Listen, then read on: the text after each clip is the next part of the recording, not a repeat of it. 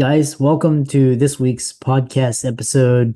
And I've got a great guest for you today, Vladimir Baranov, and he's an executive coach for founders and tech leaders. And he's has over 20 years in the startup and tech industries across fintech, all the startups, and he's got a really interesting slant as an executive coach. And I want to talk to him about that. And it's going to be really interesting for the audience that's interested in startups and founders and performance. And happy to welcome Vladimir to the show. Welcome, Vladimir.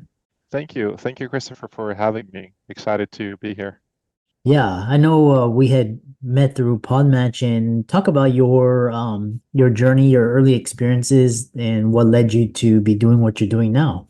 Yeah, so I think it's a bit of a quest for meaning slash passion matching for what I'm excited to do. I started out as an engineer. I built a robotics back in university, but because of New York State, I ended up in the fintech area for about 15 years after. I got my MBA and I switched over into startups. So I did a peer-to-peer lending startup, then I switched into wealth management. We grew that, sold that, and then switched over into space tech. So you can see there's a jump from engineering into finance, into space tech, and now into executive coaching. And the one main thread that underlines that whole pursuit is passion to make the greatest impact on the largest number of people in a positive way, in a positive way. And I think I'm right now in a place where the, executive coaching for founders, technology leaders, and anybody else who is struggling with getting next step allows me to make that a possibility. But I'm still a work in progress, and I will be forever. And that's where I am now. Yeah, and it's quite interesting. What made you hone in on the tech founder space? I know you have a background there. Was it just particular, like are tech founders different than, for example, athletes, they have executive coaches, CEOs. What made you hone in on the tech space? Right. So I think if, as you correctly pointed out, because of my experience growing through the technology hierarchy, through the technology responsibilities, I was able to identify unique challenges that technology leaders are facing. And it's usually on the interface between other people. Technologists are really good with technology, and when you're putting technologists in front of the computer, they're excellent at what they do. But once you put them in front of a person, because the schooling and experience has not really taught them how to operate that interface well, they struggle. Not because they're not smart, but because nobody actually exposed them to those problems before. And thus, a lot of technologists get that stereotype that they're not don't know how to deal with humans. The thing is, they can. It's just some of the experiences in the past need to be mapped to the new experience that they need to get in order to be successful in it. And similar with founders, as you mentioned, that executive coaches are there for the CEOs, are there for the athletes. Coaches are more like guides or hand-holding professionals that take you to the place where you haven't been before and assist you with frameworks of how to think about those destinations and map out those destinations, usually through analogies or through really good questions in order to help you transform from the person who you are into the person who you want to be. Yeah.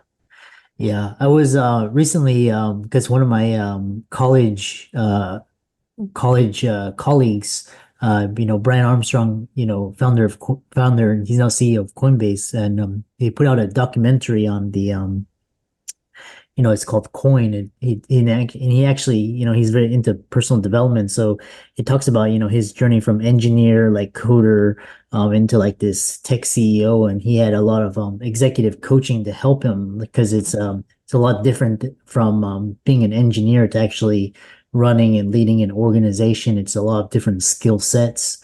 Um, so what kind of values, what kind of needs are present in tech founders that you don't find in other industries? Interesting. So values and needs. All right. So from values perspective, and this is actually a transfer across technologies, you do find technologists to be more perfectionist than, let's say, people who are in sales or people who are in marketing. And main reason being is that for in order for the breach to stand, you need to get your formulas exactly right. Or for your systems not to crash, you need to get your code exactly right. While if you take the more human interface interaction, like in sales or marketing, you kind of need to get a probability of a sale. You kind of need to get a probability of an audience in order for you to be successful. So you kind of have very different characters when you character makeup when you try to apply your experience to the problem at hand. When a technology person decides to become a founder, at some point they discover they lack that skill to be okay with non-perfect things. And that really grinds at them because they are now investing so much effort in making everything they're doing perfect. But as a founder, you have such a small amount of resources you can leverage in order to solve your problems. So when you actually end up leveraging those resources, you burn out because you try to perfect everything. And one of the coaching sessions that generally they go through is how can you optimize your resources and be okay with not knowing everything, not everything writing perfectly, but just read enough in order for clients to be satisfied. Yeah, I love that. I really love that. And a lot of doctors they struggle with this too because there's so much independence and doctors they're perfectionists, in their crafts, and it's kind of hard to let go of that and let other people, do that. And so that's a lot of similarities. The other question is communication, because communication and emotional intelligence, which we're gonna talk about. But I listened to interviews with Elon Musk, and he obviously he's very very brilliant. And but sometimes his he's not like a Steve Jobs, very communicated. He's like, so talk about this strategies for building the gap between technical teams and business units, and how you try to enhance people's communication skills to ensure both sides are aligned, collaborative, productive, and so on. Absolutely. And I just want to state for the record, but I would prefer my surgeon in the future to be a perfectionist. We're on the same page. In no way I'm trying to move away from that. Yeah. But to comment about the both sides. So this is one thing that a person in the communication or active communicator or self-aware communicator needs to focus on is who is the other side? Is it the person in the same vertical? Like, is a doctor talking to a doctor? Is it surgeon talking to surgeon? Is it neurosurgeon talking to this neurosurgeon? Is it neurosurgeon with the same level of experience talking to another neurosurgeon with the same level of experience? Same thing in technology and same thing in business. Most of the time, if the people are in the same vertical, they understand each other, but there's a high risk of not understanding each other very well too. So when Elon Musk speaks, he uses a lot of narratives, a lot of memes, a lot of jargon, which is very purely technical, engineering related, rocket related, car related, future sci-fi related. And it might seem very foreign to those who are outside that vertical. And many engineers understand him, although there are some quirks, of course, which they don't appreciate. And Yeah. those, I would say, they're for all of our faults as humans. I believe they're very more optimized than others when you're talking to somebody in the same vertical. The biggest issue comes up within business or anywhere else is when you start talking between people in different verticals. Uh-huh. And a good example a good analogy that I usually use is like a very smart doctor and a very smart lawyer meet, and they would not be able to talk to each other about what they do at work intelligently without making each other sound like an idiot. Because they would walk away thinking like, okay, that person doesn't know what they're talking about. Because the language they would be using would be very different they would be using in their own verticals. And role of a coach or role of a professional communicator is to figure out how to bridge the divide between the two verticals. Be that patient doctor, be that technologist business person, be that a lawyer to a business person again. Um, and usually the key is to leverage things that are already known, like find foundational language, like become a novice at the other person's craft, and find analogies of how to solve things in a way that is mutually understandable. I do have a favorite analogy that I use for developers, for technologists, and I think it would be relevant to your audience too, is what we have technologists who love talking about the technology. They want to tell you everything about the database. They want to tell you everything about their formula. They want to tell you everything about the science that they're doing because they're so excited and they want to share it with the world. Unfortunately, usually the audience they're talking to does not really care much about that. And as patients of the doctors, the only things they want to hear is how bad is it? What medicine do I need to take and for how long? Yeah. No patient wants to hear doctor's paper writing record.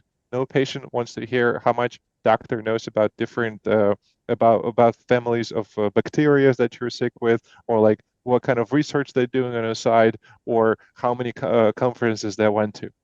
All of that information is irrelevant. It doesn't make you a worse person. It's just in that interface between client and the patient, or between technologist and the business person, you have to narrow it down to the things that the other party only wants. And as a professional communicator, it's a self-observant communicator, it is a responsibility to identify those needs of the other party and to communicate only to those needs and not to demonstrate your own capability. Interesting. Yeah, I like that. I like that. That goes a lot into behaviors and emotional intelligence and communication. The other question, and I love your analogy to the perfect surgeon. I didn't want to reference just the perfect surgeon because there's internal medicine, there's other doctors, but one of the problems earlier on is just like surgeon communication, and there was a lot of hardships between surgeons and teams, and just because the way they communicated could be abrupt or perceived as rude or just unclear. And you had cases where surgeons were throwing equipment. These days that's not allowed, but they end up in HR. So when tech founders come to you for coaching, is it earlier on where it's like, okay, proactive, I want to do good for this company, or is it when the company is struggling, or something like, for example, Uber's Travis Kalanick, types thing. At what point do people seek you for help? Most of the successful coaching is proactive. I know that there are many cases where coaching is treated more as a rehabilitation strategy for people who have failed. And it usually is not successful because the person who comes to coaching is not open to change, or nor do they recognize that they've done something wrong. Yeah. As far as a short language and abrupt language, I've heard a couple of things. One, in medical and in aviation, at some point there was a problem with hierarchy, where the head doctor always was right, and unfortunately the errors were on the sky were rising because they were not listening to somebody in their junior staff who might have actually had a good suggestion. And I believe those things have changed, and the industry is moving in the right direction.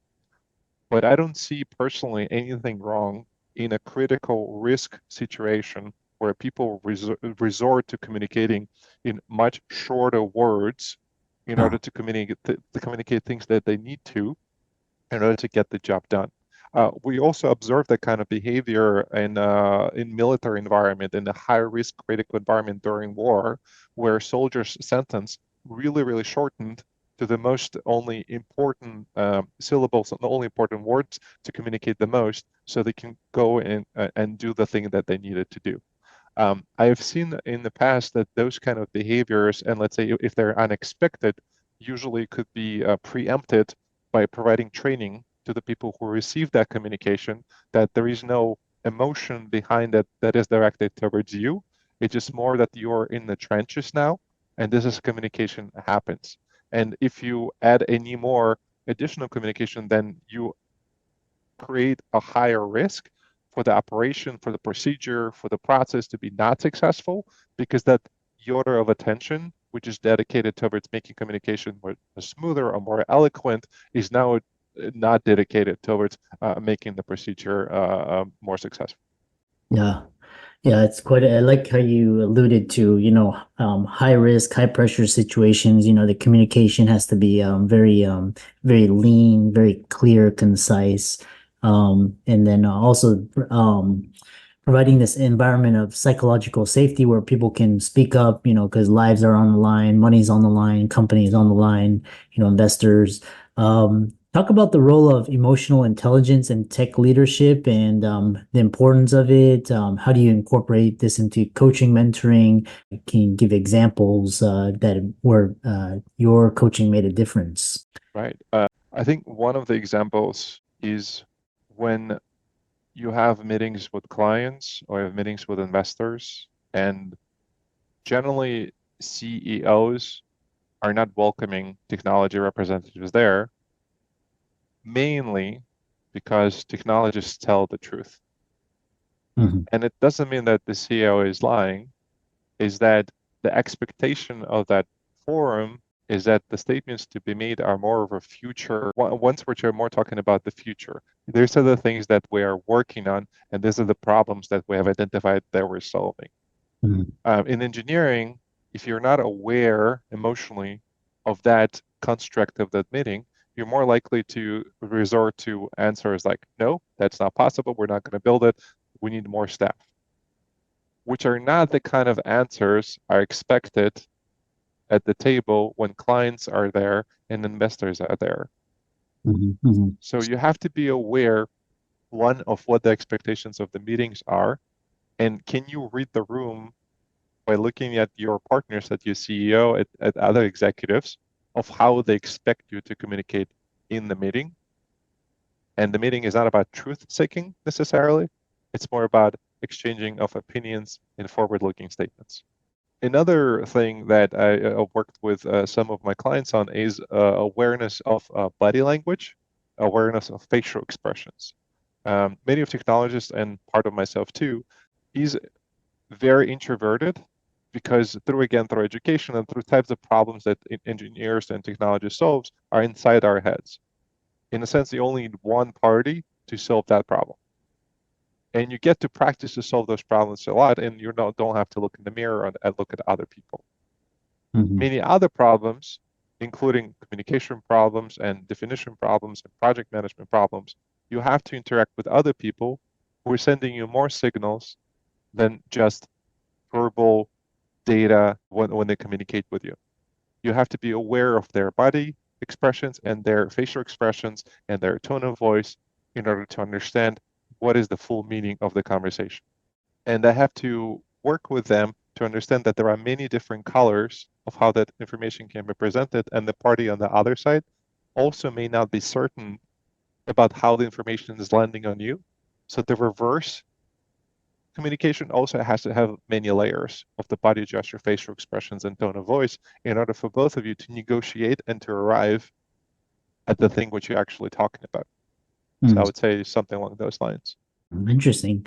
Kind of a follow-up question, and before we conclude is what you're talking about, these the day-to-day interactions, communication, emotional leadership, these are kind of the how you get through, but it and there's also finding purpose and growth and can explore your view on personal development, purpose in this fast-paced tech environment.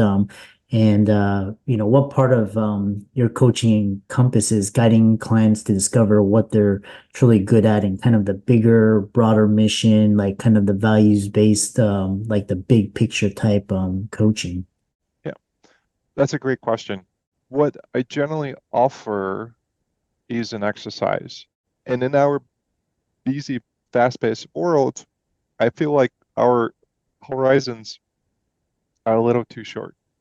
We we kind of go for what people around us are getting, and maybe for like plus X plus 30% more, plus 50, doing and getting 30% more, 50% more. We're comparing ourselves to them and we're saying like, hey, I want to do that. That's my purpose. I generally challenge my clients to think way out, 5 minutes before you die. You're on your rocking chair and you have only memories of the past. What are those memories? Can we optimize right now your career, your life path to that, and not to the short-term horizon? Can we land in a place where you want to end up versus what is the next step in the next 2, 3 years to match the Johnsons or whoever is your neighbor right now? Yeah. Yeah, I love that. And it's very similar to a technique someone taught me is, write your own obituary. And I don't know, Yeah, it sounds kind of gruesome, but it actually works because then you kind of basically work backwards to what you want to be yeah, known for. And yeah, and yeah. I think it's I think both exercises work. I generally prefer my way better because you're doing it for you. yeah. While that beat your way, I think it's for the world of what kind of record you want to leave after you're done. So I think both are appropriate, but I think you have to optimize for the first, and then the rest of it will follow too. Yeah. Yeah, you also brought up a good point is like when kind of like in the day to day, it seems like, this is like a problem that can like end you. But then if you zoom out and you look at like 10 years ago when you were in that same thing and where you are now, you're still continue to grow as long as you on the course and taking right action, then really fascinating. How can people the founders that are listening to this, they want to reach out to you for coaching or find out more about your work, follow your socials, how can they do that? Great question. Great question, Chris. So I have a website. It's named humaninterfaces.co. And for listeners of this podcast, I also allocated a special link /doctors. So if you do humaninterfaces.co/doctors, you'll be given a free complimentary session to do some coaching with me, whether you're a founder or looking to explore more things about your purpose. Yeah, and I love that. And for all the audience, let's thank Vladimir for coming on, and even the top guys, Tiger Woods, Michael Jordan, the head coaches, to see things that they can't see. And be sure to give his socials a like and follow, check out his resources, reach out to him. And thanks so much for coming on. Absolutely, Chris. It's been a great pleasure.